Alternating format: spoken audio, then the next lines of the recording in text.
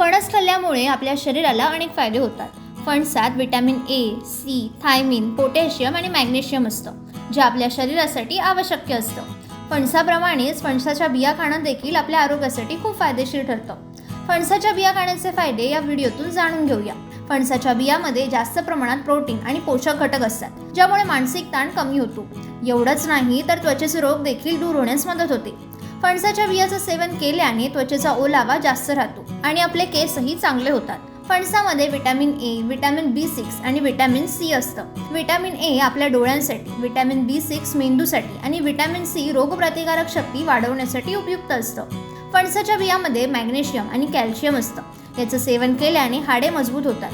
फणसाच्या बिया खाल्ल्याने पोट बराच काळ भरलेलं राहतं आणि वारंवार भूकही लागत नाही.